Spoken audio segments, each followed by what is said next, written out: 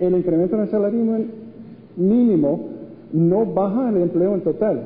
Lo que hace es, según las estimaciones, cambiar la composición del empleo. Cambiar la composición, que hay una sustitución de asalariados temporales por los asalariados permanentes.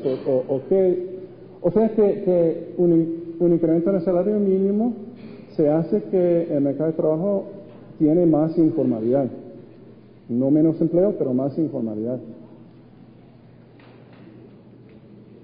Hemos visto que con un aumento en el salario mínimo baja el empleo de los asalariados permanentes. Con los datos PANES podemos ver de dónde van los trabajadores que pierden su trabajo.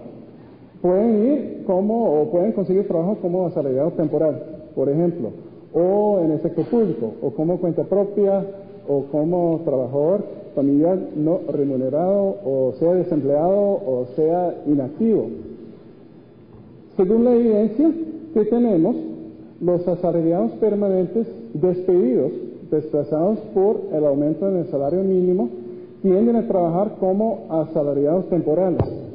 Entonces, otra vez, hay esa evidencia de que hay un cambio en la estructura del empleo de formal a informal, y también que pasan a la microempresa, y en menor medida también van al sector público, trabajar como familiar no remunerado, o se convierten en desempleados.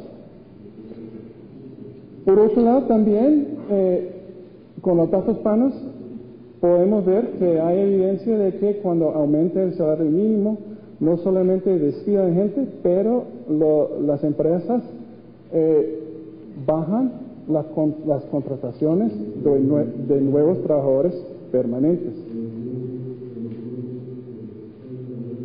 Okay. Tal vez más importante que el impacto del salario mínimo en el mercado de trabajo es el impacto sobre los ingresos familiares y la pobreza.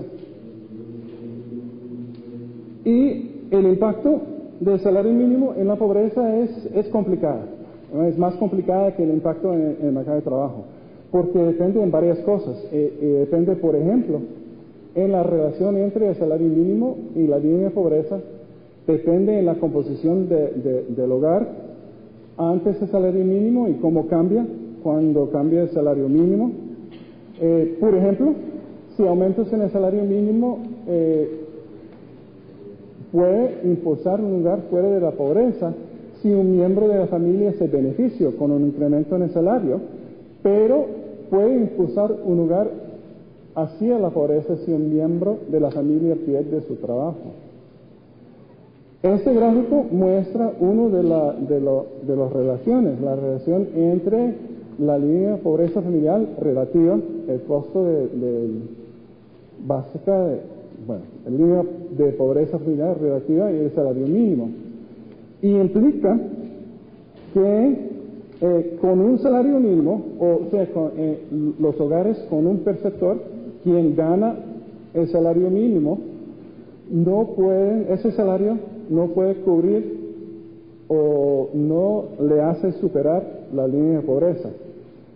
Con dos trabajadores en la casa, dos trabajadores ganando el salario mínimo, sí, el ingreso familiar será suficiente para superar la línea de pobreza. Lo que implica que si un hogar tiene un solo jefe de hogar empleado y ganando el salario mínimo, el ingreso familiar no sería suficiente para superar esa línea. Y es consistente con los resultados que tenemos en las estimaciones econométricas, que un incremento en el salario mínimo, tenemos evidencia de que sí, un incremento en el salario mínimo sí se reduce la probabilidad de caer por debajo de la línea de pobreza para las familias con dos personas en la familia que trabajan. Pero para las familias pobres, donde hay solamente un perceptor, un aumento en el salario mínimo no tiene un impacto sobre la pobreza, o más bien aumenta la pobreza. Y es importante ¿por qué 60% de los hogares pobres cuentan con solamente un perceptor?